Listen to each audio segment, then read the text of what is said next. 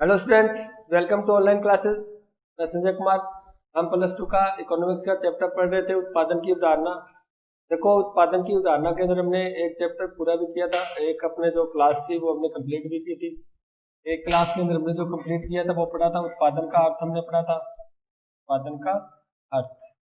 हमने उपयोगिता के बारे में बात की थी। देखो, उत्पादन के अर्थ के बारे में कुछ अपने परिभाषाओं की भी बात की थी, जैसे मार्शल थे, स्टोन थे, फ्रेजर थे, उन्होंने उत्पादन के बारे में हमने परिभाषाएं दी थी। देखो, उत्पादन के बारे में हमने क्या बात किया था कि जो वस्तुएं हैं, वस्तुओं में उपयोगिता का सर्जन करना ही क्या है, उत्पादन है। उपयोगिता का सर्जन करना, उपयोगिता का सर्जन करना, उपयोगिता का निर्माण करना या उपयोगिता में वृद्धि करना, यानी उपयोगिता का सर्जन करना, उपयोगिता का निर्माण करना, उपयोगिता में वृद्धि करना ही क्या है, उत्पादन है। और इस चीज को हम पढ़ चुके हैं, क्योंकि वो उपयोगी है तभी तो वो किसी की आवश्यकता संतुष्ट कर रहा है, यानी उपभोक्ता की आवश्यकता संतुष्ट कर रही है, उस वस्तु को वो खरीद रहा है। उपयोगिता करती कौन है, उपयोगिता कहती है उत्पादन। जैसे मैंने अपने कपास और इस कपड़े का हमने उदाहरण लिया था, कपास और कपड़ा। यानी ये कपास हमारे लिए उपयोगी नहीं है। क्यों नहीं है? क्योंकि अब तक इसमें उपयोगिता का सर्जन नहीं हुआ। वो हमारी जो कपड़े की आवश्यकता है वो पूरा नहीं कर रही कपास। तो ऐसा थोड़ी है जो हमारे पास कपड़े नहीं तो हम कपास को लपेट लेंगे, ऐसा नहीं होता। तो हम क्या करते हैं, इसके अंदर उत्पादक क्या करता है, इसमें उपयोगिता का सर्जन कर देता है, उपयोगिता का सर्जन। और उपयोगिता का सर्जन कर इसको कपड़े में डाल देता है, यानी कपड़े में उसको परिवर्तन कर देता है। अब ये हमारे लिए क्या हो गई, उपयोगी हो गई। और अब इसको हम खरीदेंगे, यानी इसका हम यूज करेंगे पहनने के लिए। तो कहने का मतलब है कि उपयोगिता का सर्जन करने क्या है, उत्पादन। यानी उत्पादन की प्रक्रिया के द्वारा क्या होता है, उपयोगिता का सर्जन किया जाता है। ये तो हमने जो पिछली क्लास में जो हमारी क्लास ली हुई थी उसके अंदर कर लिया था। उसके बाद हम जो पढ़ रहे थे वो पढ़ रहे थे उत्पादन के साधन।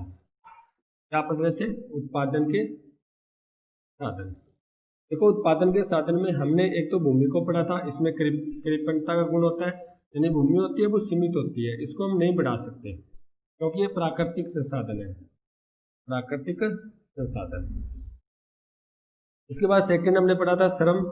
इस श्रम वो है जो बहुत महत्वपूर्ण साधन होता है, बहुत ज्यादा महत्वपूर्ण साधन होता है। परंपरागत जो विचारधारा थी उन्होंने श्रम को बहुत महत्वपूर्ण साधन माना है। पर कार्ल मार्क्स के बारे में मैंने आपको बताया था, कार्ल मार्क्स तो यहाँ तक कहता था कि जो भी उत्पादन होता है वो सिर्फ श्रम की देन है, श्रमिक की देन है। इसका मतलब सब कुछ श्रमिक को मिलना चाहिए। इसका मतलब जो प्राचीन काल में जो परंपरागत विचारधारा थी उन्होंने श्रम को महत्वपूर्ण स्थान दिया था। और वर्तमान में देखें तो वर्तमान में श्रम एक महत्वपूर्ण स्थान रखता है। तो जब तक श्रम नहीं होगा तब तक भूमि का उपयोग कौन करेगा। हमारे पास भूमि भी है, हमारे पास मशीनें भी है, हमारे पास कच्चा माल भी है, लेकिन भूमि को जोतने के लिए, भूमि के ऊपर मशीनों को चलाने के लिए एक व्यक्ति तो चाहिए ना, हमें एक श्रमिक तो चाहिए।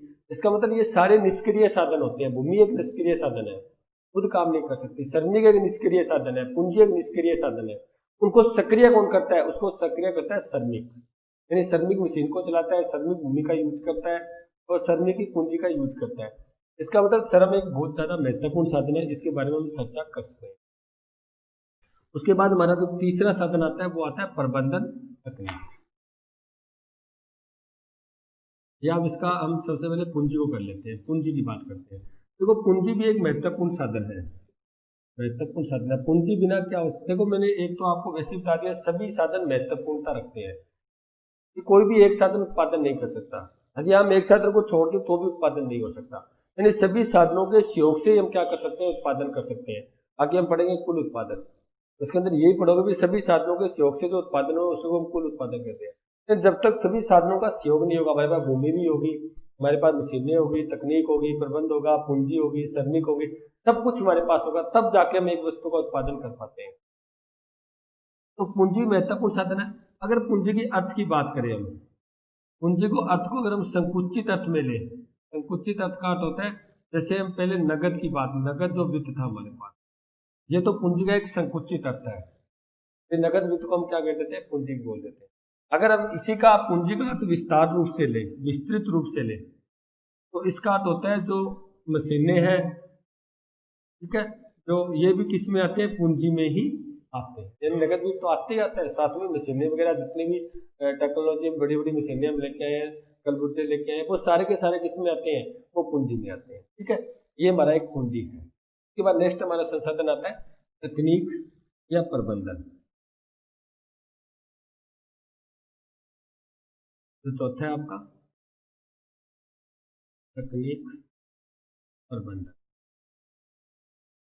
देखो तकनीक और प्रबंधन होता है ना, बहुत ज्यादा महत्वपूर्ण साधन होता है, क्योंकि प्रबंध मैनेजमेंट, जब तक मैनेजमेंट नहीं होगा तब तक डिसिप्लिन नहीं होगा, उत्पादन नहीं हो पाएगा। ये हमने कोई मैनेजमेंट ही नहीं किया, हमने कोई उसका प्रबंध ही नहीं किया, तो हमें पता ही नहीं कौन श्रमिक है, कौन इसमें कर्मचारी है, कौन इंजीनियर है, कौन चपरासी है, कौन उसका मालिक है। यानी उसके अंदर कोई भी हमने काम को डिवाइड नहीं किया, काम को बांटा नहीं, यानी एक उसके अंदर एक प्रबंध करता हमने व्यक्ति को नहीं रखा, तो ऐसी स्थिति में उत्पादन क्या होता है, कम हो जाता है, उत्पादन नहीं बढ़ पाता, ये सारा काम क्या हो जाता है, मिक्स हो जाता है। तो इसलिए तकनीक और प्रबंध का भी बहुत बड़ा रोल होता है उत्पादन को बढ़ाने, उत्पादन को करने में या उत्पादन में वृद्धि करने के लिए प्रबंध और तकनीक का एक महत्वपूर्ण स्थान है। जब तक प्रबंध और मैनेजमेंट बढ़िया तरीके से नहीं किया जाएगा तब तक उत्पादन नहीं हो पाएगा। ठीक है, तो प्रबंध और तकनीक भी क्या है, एक उत्पादन का साधन है और बहुत महत्वपूर्ण साधन है, तो इसी के द्वारा एक व्यवस्थित उत्पादन होता है, व्यवस्थित उत्पादन होता है। अगर हमने तकनीक को नहीं अपनाया, प्रबंध हमारे पास मैनेजमेंट नहीं है, तो अगर हमने कितना ही पैसा इन्वेस्ट कर दिया, चाहे हमने कितने श्रमिक लिए, कितनी मशीनें लिए, कितना ही पैसा हमने निवेश कर दिया, लेकिन जो उत्पादन होगा वो नहीं बढ़ पाएगा, उत्पादन में वृद्धि नहीं हो पाएगी। लेकिन जब उसका मैनेजमेंट अच्छे तरीके से करेंगे, किस लिए, ताकि लागत कम हो और उत्पादन ज्यादा हो, इसीलिए मैनेजमेंट किया जाता है, उत्पादन अधिक हो। अगर मैनेजमेंट नहीं होगा तो लागत तो बहुत हो जाएगी हमारी, पैसा तो बहुत खर्च हो जाएगा, लेकिन उत्पादन कम होगा, उत्पादन नहीं हो पाएगा। अगर प्रबंध मैनेजमेंट और टेक्नोलॉजी हमारी है वो बहुत अच्छी है, बढ़िया तरीके से हमने प्रबंध कर रखा है, मैनेजमेंट कर रखा है, तो ऐसी स्थिति में जो हमारी लागत होगी वास्तव में कम होगी, यानी कम लागत के द्वारा हम उत्पादन को बढ़ा सकते हैं। इसीलिए हर स्थान पर मैनेजमेंट होती है, ध्यान रखना। प्राइवेट सेक्टर होता है उसके अंदर मैनेजमेंट बहुत जरूरी होती है, अरे गवर्नमेंट सेक्टर के अंदर मैनेजमेंट होती है। आप देखते हो स्कूल होता है, उसका भी एक मैनेजमेंट विभाग होता है जो पूरे प्रशासन को देखता है, उस स्कूल के प्रशासन को देखता है। हमारे स्कूल, हमारा अगर सरकार की बात करें, हमारी जो गवर्नमेंट है उसके अंदर भी एक अध्यक्ष होता है, लोकसभा है उसके अंदर भी एक अध्यक्ष होता है, प्रत्येक संस्था में एक अध्यक्ष होता है, और अध्यक्ष का काम क्या होता है, उसका पूरा मैनेजमेंट करना। इसी प्रकार इसके अंदर भी एक अध्यक्ष होता है जो पूरा मैनेजमेंट करता है, पूरी मैनेजमेंट को संभालता है कि कैसे उत्पादन करना है, किस प्रकार उत्पादन करना है, ताकि लागत कम हो और उत्पादन ज्यादा हो।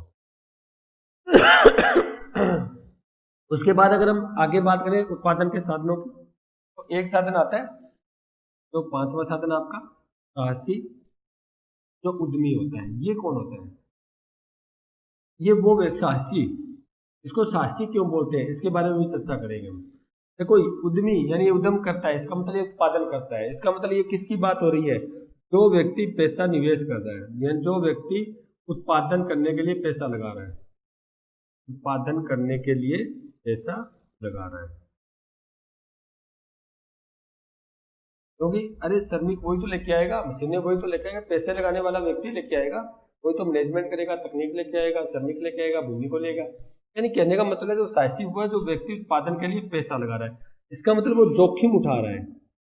जोखिम क्यों उठा रहा है, क्योंकि उत्पादन होता है वो अनिश्चित होता है, यानी अनिश्चितता को उसको वहन करना पड़ता है। अनिश्चितता क्या होती है, ध्यान से सुनो।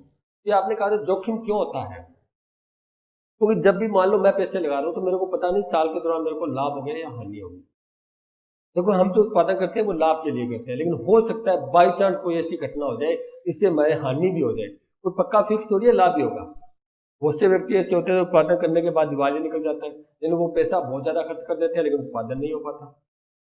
ठीक है, यानी ये जोखिम ही तो है, ये व्यय तो है, कोई पता नहीं चलता अभी वर्ष के दौरान उसको लाभ होगा या हानि होगा। यही अनिश्चितता के कारण क्या करता है, वो जोखिम उठाता है। क्या होता है, जोखिम, और वो साहसी होता है। अगर जो जोखिम नहीं उठा सकता, वो उत्पादन भी नहीं कर सकता। ध्यान रखना, जो व्यक्ति ये सोचता नहीं यार क्या पता लाभ होगा, हानि होगा, हानि ना हो जाए यार, वो कभी पैसा नहीं लगा सकता बाजार में। बाजार में पैसा वही लगा सकता है जो साहसी होगा, तो जोखिम उठाने के लिए तैयार होगा। ठीक है, क्यों, क्योंकि उत्पादन का जो होता है वो अनिश्चितता होती है, उसके अंदर निश्चितता नहीं होती। अगर हमें पता हो भी लाभ निश्चित है तो फिर तो कोई व्यक्ति पैसा लगा दे, तो सभी को लाभ मिलना शुरू हो जाएगा। ऐसा नहीं है, साल के बाद पता नहीं होता कि उसको लाभ होगी या हानि होगी, यानी अनिश्चित है ये। इसी अनिश्चितता के कारण वो क्या करता है, जोखिम को वहन करता है। ठीक है, तो ये सबसे बड़ा साधन होता है, यही तो पैसा आगे इन्वेस्ट करने वाला है, पैसा निवेश करने वाला है बाजार के अंदर, बाकी साधनों को वही तो खरीदेगा, श्रमिक को वही लेके आएगा, कच्चा माल वही लाएगा, मशीन ही वो लाएगा। इसका मतलब ये होता है साहसी या उद्यमी। ठीक है, ये हमने उत्पादन के जो मेन साधन है वो कंप्लीट किए हैं। हमने पढ़ा भूमि को, हमने पढ़ा श्रमिक को, हमने पढ़ा पूंजी को, हमने पढ़ा प्रबंध तकनीक को, और हमने पढ़ा साहसी उद्यमी को जो जोखिम उठाता है। और इसके बारे में आपको थोड़ा बहुत और बता देता हूँ। जो अर्थव्यवस्था होती है, जैसे मान लेते हैं समाजवादी अर्थव्यवस्था है, समाजवादी अर्थव्यवस्था। देखो समाजवादी अर्थव्यवस्था में कंपटीशन कम होता है, और कंपटीशन कम होने के कारण ही क्या होता है, इसमें जोखिम कम होता है। ध्यान रखना, जोखिम, क्योंकि आप वो उनके रेट पहले से निश्चित होते हैं, सरकार द्वारा निश्चित किए जाते हैं। क्योंकि समाजवादी अर्थव्यवस्था वो होती है इसके अंदर सरकार की भूमिका सबसे ज्यादा होती है, गवर्नमेंट की भूमिका रोल होता है वो सबसे ज्यादा होता है। सरकार पहले से क्या कर देती है, उत्पादन और उसकी कीमत को निर्धारित कर देती है। इसका मतलब जब हमें पता है इतनी कीमत में ये बिक जाएगी हमारी वस्तु, तो उसके अंदर जोखिम कम हो जाता है, उतनी कीमतों में मिल जाएगी। दूसरी होता है, अगर हम बात करें पूंजीवादी अर्थव्यवस्था की, पूंजीवादी अर्थव्यवस्था वो होती है इसके अंदर सरकार की भूमिका बहुत कम होती है, नगण्य होती है। उसके अंदर कंपटीशन होता है वो सबसे ज्यादा होता है। कंपटीशन के दौरान देखते हैं ना, कोई 10 रुपए कीमत की वस्तु बेच रहा है, हम कहेंगे चलो 9 की मैं बेच देता हूँ, तो ऐसे हमारी वस्तु बिकेगी नहीं। इसलिए हमें कम लाभ के अंदर यानी हानि बहन करके वस्तु बेचना पड़ता है हमें। यानी इसके अंदर क्या होता है, जोखिम अधिक होता है, ये बात ध्यान रखना। जोखिम होता है वो क्या होता है, अधिक होता है। अगर आपको ये छोटे प्रश्न पूछ भी लिए जाए तो आप बता सकते हो। समाजवादी अर्थव्यवस्था में जोखिम कम होता है क्योंकि सरकार की भूमिका सबसे बड़ी होती है। पूंजीवादी अर्थव्यवस्था में सरकार की भूमिका होती है वो नगण्य होती है, बहुत कम होती है, क्योंकि उसमें टोटल कंपटीशन होता है, प्रतियोगिता होती है। इसी कारण वहां पर क्या होता है, जोखिम अधिक होता है। ठीक है, यानी उसमें लाभ आने का जोखिम ज्यादा होता है, इसमें लाभ आने का जोखिम कम होता है। उसके बाद नेक्स्ट बढ़ते हैं। अब देखो बात आती है, हम दो प्रकार की बात करते हैं। तो जो उत्पादन किया जाता है वो, जो उत्पादन किया जाता है, ये छोटी सी बात है जो आपको बता देता हूँ। वो उत्पादन या तो हम श्रमिक को ज्यादा लगा सकते हैं, यानी श्रमिक को अधिक लगाएंगे, और पूंजी को कम लगाएंगे, यानी मशीनें वगैरह कम लेके आएंगे। ठीक है, दूसरा, या हम श्रमिक को कम लगाएंगे और पूंजी को ज्यादा लेके आएंगे, यानी मशीनें वगैरह ज्यादा लेके आएंगे। पहली स्थिति तो आपकी ये है, दूसरी ये है। ये ऐसा क्यों होता है, क्योंकि हमने अभी पढ़ा था एक उत्पादक क्या चाहता है, उत्पादक चाहता है कि उसको लागत तो कम हो और उत्पादन अधिक हो, लागत कम और उत्पादन अधिक हो। ये तभी कर पाएगा जब वो लागत कम करेगा। अगर वो लागत को बढ़ा देगा, व्यय को बढ़ा देगा, तो अपने आप ही लागत कम नहीं हो पाएगी। अगर उसको श्रमिक सस्ते मिल रहे हैं, यदि उसको श्रमिक सस्ते मिल रहे हैं और पूंजी या मशीनें वो महंगी पड़ रही है, तो वो पूंजी कम लगाएगा, यानी मशीनों को कम लगाएगा और श्रमिक को ज्यादा लगाएगा। इसका मतलब इसे बोलते हैं हम श्रम प्रदान तकनीक। श्रम प्रदान तकनीक, अगर आपसे पूछे श्रम प्रदान तकनीक कौन सी होती है, जिसके अंदर श्रमिक सस्ते पड़ते हैं, तो उत्पादक श्रमिकों का ज्यादा यूज करेगा और पूंजी का कम यूज करेगा। ठीक है, अगर कहीं पर श्रमिक के रेट ज्यादा है, मजदूरी ज्यादा है, इसका मतलब श्रमिक उसको महंगे पड़ रहे हैं, श्रमिक उसको महंगे पड़ रहे हैं, और पूंजी अगर वो मशीन लाए तो उसको सस्ती पड़ती है उत्पादन में। तो ऐसी स्थिति में श्रमिक को कम लाएगा और पूंजी को अधिक यूज करेगा। इसे बोलते हैं हम पूंजी प्रदान तकनीक। इनका मेन मकसद यही होता है भी लागत को कम की जाए, उत्पादन अधिक किया जाए। अगर यहाँ पर श्रमिक सस्ते पड़ रहे हैं तो श्रमिक ज्यादा लाएगा तो लागत कम होगी ना, क्योंकि सस्ते मिल रहे हैं, वो पूंजी को नहीं लाएगा, वो पूंजी कम लगाएगा। यानी इसे बोलते हैं हम श्रम प्रदान तकनीक। यहाँ पर पूंजी सस्ती मिल रही है और श्रमिक का ज्यादा उसको लागत पड़ रही है, श्रमिक को ज्यादा मजदूरी देनी पड़ रही है, उसकी पूरी व्यवस्था करने में बहुत पैसा लग रहा है। ऐसी स्थिति वो श्रमिक को कम लाएगा और पूंजी मशीनों को ज्यादा लेके आएगा। ठीक है, क्यों, क्योंकि पूंजी उसको सस्ती पड़ रही है। सस्ती के लिए क्यों करता है वो, क्योंकि लागत उसको कम करनी है। तो इसे बोलते हैं पूंजी प्रदान तकनीक, क्योंकि पूंजी ज्यादा लगाई जा रही है, पूंजी प्रदान तकनीक। यहाँ पर श्रमिक ज्यादा लगा रहे हैं तो श्रम प्रदान। ठीक है, ये तो हमारा हो गया उत्पादन से संबंधित कुछ बातें। उसके बाद नेक्स्ट हम आगे पढ़ते हैं।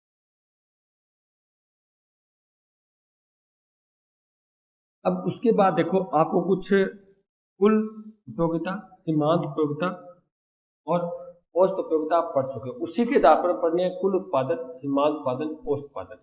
इसके लिए हम एक टेबल बनाते हैं। पहले आपके बुक के अंदर जो टेबल दे रखी है उसकी बात करते हैं। क्यों? क्योंकि हमने पढ़ा था कि उत्पादन के साधनों में जो वृद्धि होती है, वृद्धि, वो उत्पादन में कैसे वृद्धि होती है या उसमें कमी करते हैं, यानी वृद्धि या कमी करने में उत्पादन में भी क्या होती है, वृद्धि या कमी होती है। क्योंकि ये तो हम पढ़ चुके हैं, किसमें हम पढ़ सकते हैं, उत्पादन जो आपका फलन था उसके अंदर पढ़ चुके हैं फलन में, कि उत्पादन के साधनों में कमी वृद्धि, वृद्धि कमी, उत्पादन में वृद्धि कमी, यानी इस पे जो उत्पादन होता है वो उत्पादन के साधनों पर भी तो डिपेंड करता है। ठीक है, तो सबसे पहले बात करते हैं हम अल्पकाल को लेकर, इसको बात लेकर अल्पकाल को। और अल्पकाल में क्या होते हैं, कुछ साधन स्थिर होते हैं, कुछ साधन परिवर्तनशील। उसके आधार पर जो आपके बुक के अंदर टेबल दे रखी है उसी का यूज करते हुए हम काम करेंगे। तो जैसे मैं आपको अलग टेबल बता दूं तो बाद में जैसे आप बुक पढ़ोगे, आप जब उसका सिलेबस पढ़ोगे तो आपको दिक्कत होगी, तो हम बुक्स वाली टेबल को उठा लें। ठीक है, उसको मैं देखकर आपको यहाँ पर लिखा रहा हूँ। इसी उत्पादन के कमी वृद्धि को हम कंप्लीट करते हैं।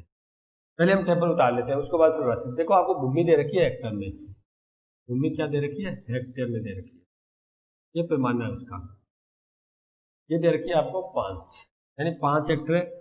इसका मतलब सभी में 5 ही होगा क्योंकि ये स्थिर साधन है। मैं किसकी बात कर रहा हूँ, मैं अल्पकाल की बात कर रहा हूँ। किसकी बात कर रहा हूँ, अल्पकाल की। और अल्पकाल में क्या होते हैं, कुछ साधन स्थिर होते हैं, कुछ परिवर्तनशील होते हैं। तो भूमि यहाँ पर हमने स्थिर ले लिया। ठीक है, उसके बाद अपने लिए श्रम की इकाई, श्रम की, तो श्रम की इकाई आपके लिए है, वो लिए L, 0, 1, 2, 3, 4, 5, 6, 7, ये टोटल 7 तक की है। ठीक है, ये आपका लिया है कुल उत्पादन। मैंने आपको एक बात कही थी, जब मैंने कुल और सीमांत आपको पढ़ाया था प्रतियोगिता में, मैंने आपको कहा था कुल, सीमांत, औसत आपको प्रत्येक स्थान पर मिलेगा, अर्थ सबका सेम ही होगा। अब यहाँ पर हम उसको साबित करने वाले हैं, प्रूफ करने वाले हैं। कैसे? तो अब आपको मेरे को एक का ही बता दो, फिर टेबल में वहीं से उतार लेता हूँ। टीपी यानी टोटल जो आपका प्रोडक्ट होता है, ठीक है, उसकी बात करते हैं। देखो, जब भूमि है और भूमि पर सरनी का हम शून्य लगा रहे हैं, तो भूमि तो है लेकिन हमने सरनी की नहीं लगाया, तो क्या उत्पादन हो जाएगा? क्या नहीं हो पाएगा। इसका मतलब ऐसी स्थिति में कुल उत्पादन शून्य होता है, और जो आपका सीमांत उत्पादन होता है और जो औसत होता है उसका भी कोई मैटर नहीं होता। ठीक है, उसके बाद आपको बता रखा है, जैसे हमने एक का ही बढ़ाई, आपका कुल हो गया 5, फिर आपने तीसरे उसको 12, 21, 28, 12, 21 और 28।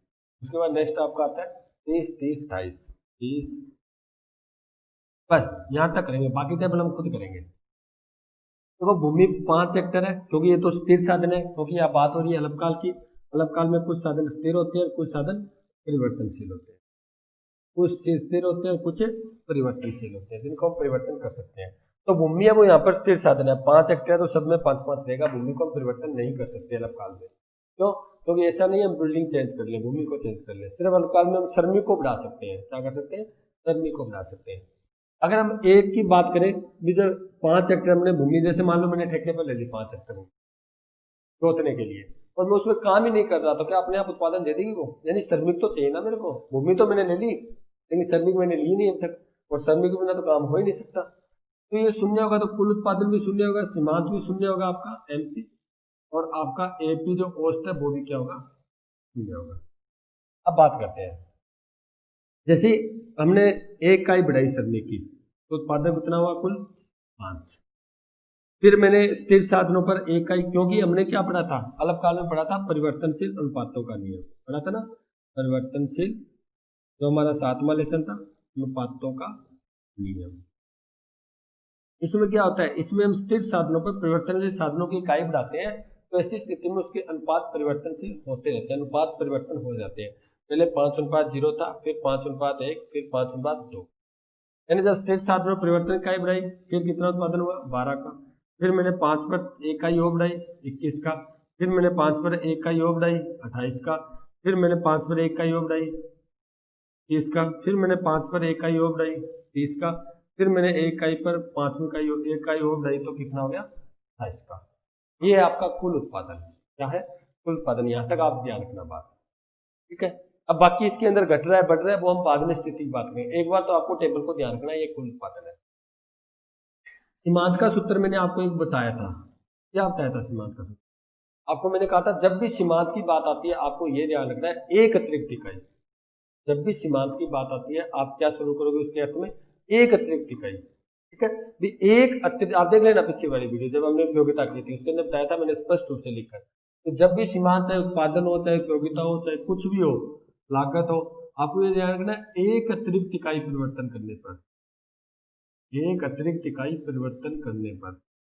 अब देखो यहाँ पर 0 था, जैसे ही हमने एक इकाई परिवर्तन की तो स्थिर साधनों को परिवर्तन कर ही नहीं सकते हम, तो स्थिर ही रखना है आपको। जैसे मैंने एक इकाई परिवर्तन की उससे कुल उत्पादन में जो परिवर्तन होता है वहां पर हमने क्या किया था, हमने कहा जैसे एक इकाई अतिरिक्त एक इकाई का मैंने वो किया, जो कुल उपयोगिता में परिवर्तन होता है वो सीमांत उत्पादन था। यहाँ पर कुल उत्पादन में जो परिवर्तन होता है वो सीमांत उत्पादन है। सिंपल सी बात है कि एक अतिरिक्त इकाई में परिवर्तन करने पर कुल उत्पादन में जो परिवर्तन होता है, इसका मतलब डेल्टा टीपी बटा डेल्टा एल। परिवर्तन एल में कर रहे हैं, सरणिक में कर रहे हैं, तो यह डेल्टा परिवर्तन को कहता है। इसका मतलब सरणिक की एक इकाई में परिवर्तन करने पर कुल उत्पादन में जो परिवर्तन होता है वो क्या होता है, सीमांत उत्पादन होता है। इस चीज को हम पढ़ चुके हैं, मैंने आपको कहा था जहां पर भी सीमांत आए उसको एक अतिरिक्त इकाई रखना है और कुल में परिवर्तन देखना है। वहां पर सीमांत उपयोगिता थी तो एक अतिरिक्त इकाई का भोग करते हैं, जो कुल में परिवर्तन यानी कुल उपयोगिता में जो परिवर्तन होता है। यहाँ पर उत्पादन है तो एक अतिरिक्त इकाई लगाते हैं, वहां पर उपयोगिता तो भोग करते हैं तब प्राप्त होती है, और लगाते हैं तब उत्पादन होता है। तो एक अतिरिक्त यानी परिवर्तनशील इकाई की या सरणी की एक अतिरिक्त इकाई लगाने पर कुल उत्पादन में जो परिवर्तन होता है, या आप कह सकते हो स्थिर साधनों पर एक अतिरिक्त परिवर्तन, जो परिवर्तनशील साधन जैसे सरणी की इकाई बढ़ाने पर कुल उत्पादन में जो परिवर्तन होता है, इसका मतलब सीमांत उत्पादन आपको परिवर्तन को बताता है। तो कितना परिवर्तन हुआ, 0 से 5 हो गया, इसका मतलब सीमांत कितना है 5। फिर एक अतिरिक्त इकाई परिवर्तन करने से कुल में 5 से 12 हो गए तो कितना है 7, यानी परिवर्तन को देखना है सिर्फ। फिर एक अतिरिक्त इकाई परिवर्तन करने से 12 से 21 हो गए तो कितने का परिवर्तन हुआ 9 का। फिर एक अतिरिक्त इकाई परिवर्तन करने से कुल में कितने का परिवर्तन हुआ 7 का। फिर एक अतिरिक्त इकाई परिवर्तन करने से कुल में कितना परिवर्तन हुआ 2 का। फिर एक करने से कितना हुआ 0 का, क्योंकि पहले ही 30 था कुल, अब भी 30 है। और फिर एक करने से कितना हुआ -2 का, क्योंकि 30 से कितने हो गए 28, तो -2 का हुआ है। कितने का हुआ है -2। ऐसे सवाल एग्जाम में आते हैं, आपको कुल उत्पादन दे दिया जाता है, आपको सीमांत और औसत पूछ लिया जाता है, या सीमांत दे दिया जाता है तो औसत कैसे निकालेंगे, कुल कैसे निकालेंगे, मैं टोटल बताऊंगा आपको। पहले हमने कुल से क्या निकाला, सीमांत निकाला। सिर्फ परिवर्तन को देखना, ये इसकी परिभाषा है, ये इसका सूत्र है और ये इसका निकालने का तरीका है। उसके बाद नेक्स्ट बात करते हैं औसत उत्पादन की। तो औसत होता है ना, वो क्या कहता है, एवरेज। औसत निकालते हैं, वो कैसे निकालते हैं, जो आपका कुल उत्पादन है उसको परिवर्तनशील साधनों की इकाई से भाग देना है। तो इस स्थिर को तो आपको कुछ करना ही नहीं है, तो स्थिर है, इसमें तो परिवर्तन होता ही नहीं है। यानी जो आपका कुल उत्पादन है उसको परिवर्तनशील इकाई से क्या देना है, भाग देना है। जैसे आपने उसको भाग दिया और जिससे आपको जो भागफल प्राप्त हुआ, जो अंश प्राप्त हुआ, वो होता है औसत उत्पादन। देखो कैसे, कुल उत्पादन कितना है 5, परिवर्तनशील इकाई कितनी है 1, यानी 5 को 1 से भाग दिया 5। कुल उत्पादन 12, 12 को 2 से भाग दिया 6, 21 को 3 से भाग दिया 7, 28 को 4 से भाग दिया 7, 30 को 5 से भाग दिया 6, 30 को 6 से भाग दिया 5, और 28 को 7 से भाग दिया। आपको ये ध्यान रखना है, एक तो आपको ये ध्यान रखना है और एक आपको ये ध्यान रखना है। बात समझिए, फिर जैसे आपको कुल मिल गया तो उससे आप परिवर्तन देखकर सीमांत भी निकाल सकते हो, और जो कुल मिला है उसको आप इकाइयों से, परिवर्तनशील इकाइयों से भाग देकर क्या कर सकते हो, उससे औसत प्राप्त कर सकते हो। यहाँ तक बात समझ आ गई। अब इस टेबल को मैं पहले कंप्लीट ही करा देता हूँ। इसको मान लेते हैं आपको ये दिया होता, अब ये नहीं दिया होता।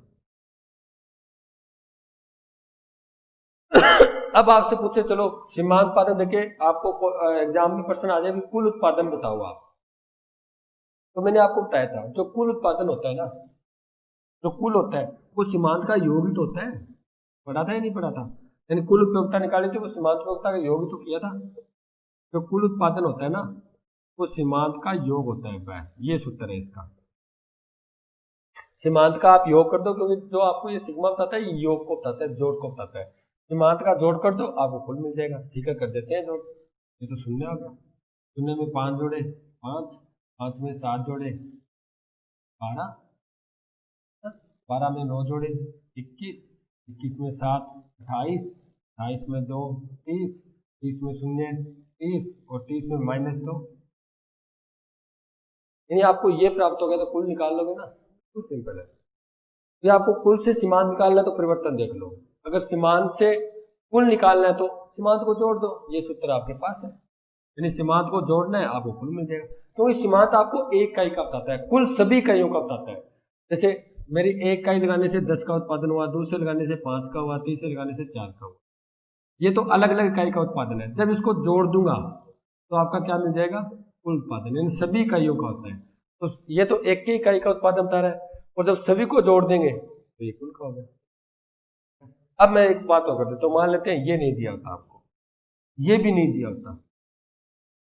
अब आपसे पूछे कुल उत्पादन ज्ञात करो, क्या दिया है, सिर्फ औसत दिया हुआ है। एक तो टेबल, एक तो आपको डाटा दिए ही होंगे, या तो कुल के डाटा देके सीमांत औसत को पूछ लेगा, या सीमांत का देखकर कुल और औसत को पूछ लेगा, या औसत को देखकर सीमांत और कुल का पूछ लेगा।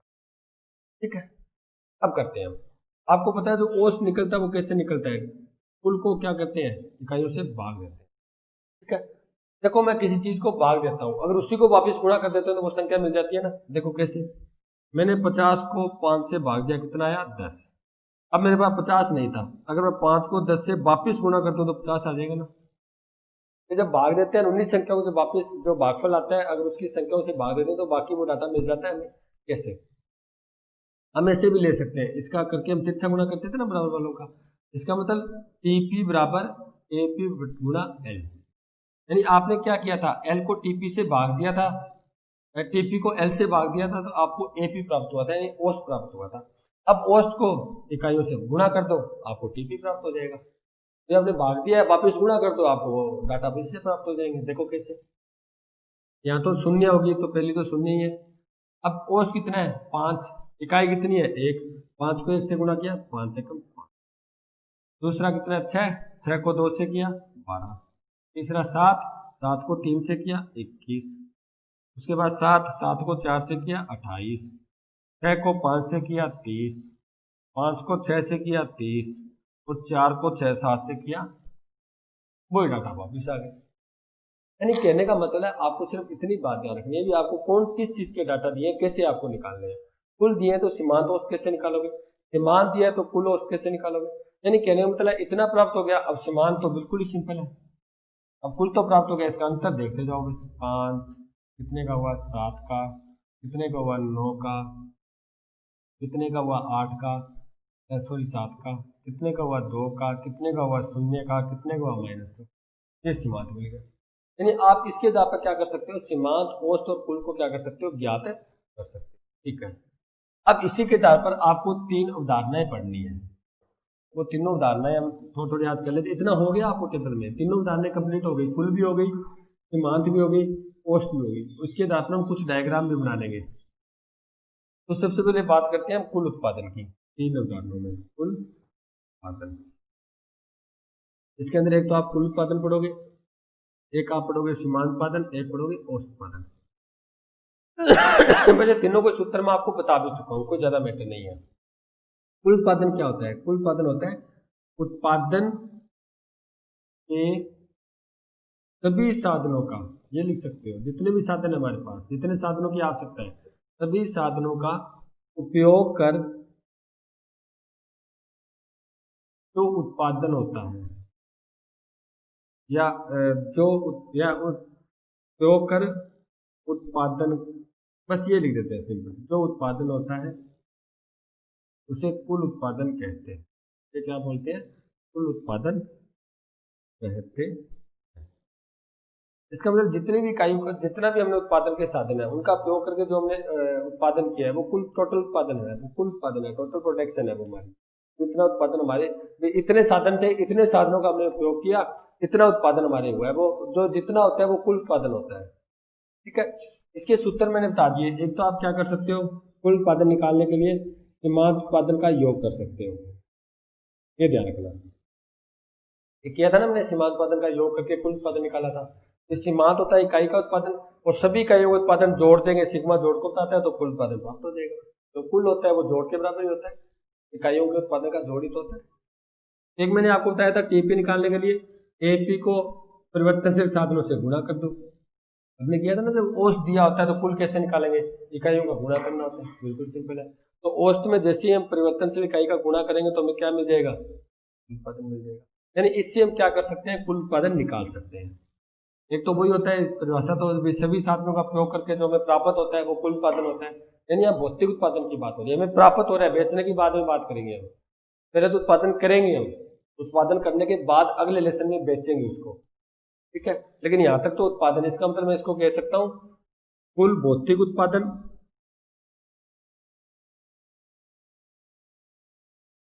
ठीक है। कुल एक ही बात है, कुल भौतिक उत्पादन में बोल सकता हूँ उसको मैं, क्यों, क्योंकि ये भौतिकता बताता है भी इतने 10 वस्तु 20 वस्तु 30 वस्तु का उत्पादन हुआ है।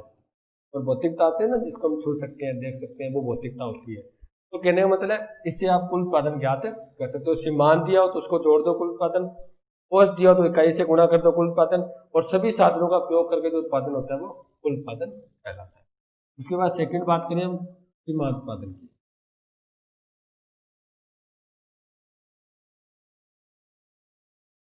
तो सीमांत उत्पादन के बारे में बेसिक बता चुका हूँ आपको। जब भी सीमांत का शब्द आएगा तो आपको लिखना है एक अतिरिक्त इकाई, ठीक है। तो मैं लिख देता हूँ, क्योंकि अल्पकाल है ना तो मैं स्थिर साधन साथ में रखूंगा। जब स्थिर साधनों पर परिवर्तनशील साधन की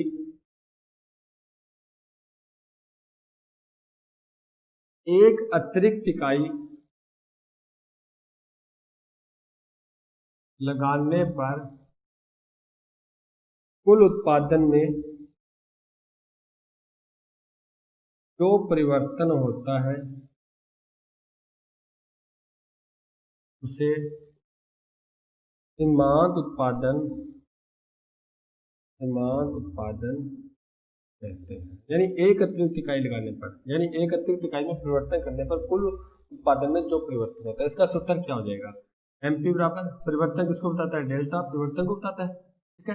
कि सरणी की एक अतिरिक्त इकाई, क्यों, क्योंकि यहाँ पर स्थिर साधन हो तो परिवर्तन करना ही नहीं है हमें, सिर्फ परिवर्तन होता ही नहीं है अल्पकाल में स्थिर साधन, सिर्फ वो क्या होता है परिवर्तनशील साधन। और परिवर्तनशील साधन किसको मानते हैं हम, एल को मानते हैं, लेबर को मानते हैं, सरणी को मानते हैं, जिसको हम आसानी से परिवर्तन कर सकते हैं। यानी इसकी एक अतिरिक्त इकाई परिवर्तन करने पर कुल उत्पादन में जो परिवर्तन होता है उसे क्या बोलते हैं हम, सीमांत उत्पादन। बस इसका सूत्र बिल्कुल सिंपल है, यही करना आपको, ठीक है। उसके बाद नेक्स्ट बात करते हैं, इसको एक बार देख लो। स्थिर साधनों पर लगाना है, क्यों लगाना है, क्योंकि हम अल्पकाल की बात कर रहे हैं। किसकी बात कर रहे हैं, अल्पकाल। अल्पकाल में कुछ साधन, एक साधन आप स्थिर रखोगे और एक साधन आप क्या करोगे, परिवर्तनशील। आपको याद हो तो हमने अल्पकाल का जो उत्पादन फलन बनाया था वो यही बनाया था। जैसे मान लो एल और के लिया था मैंने, इसको स्थिर रखा था, एक को परिवर्तनशील रखा था, ये अल्पकाल का था। यानी एक साधन आपको स्थिर रखना है, एक साधन आपको परिवर्तन। तो स्थिर साधनों पर आप परिवर्तनशील साधनों की इकाई को जैसे ही बढ़ाओगे उससे कुल उत्पादन में जो परिवर्तन होगा वो क्या कहलाएगा, सीमांत उत्पादन। से टेबल के अंदर हमने भूमि हेक्टर में दी थी, वो स्थिर रखी थी, सिर्फ श्रमिक को परिवर्तन किया था हमने।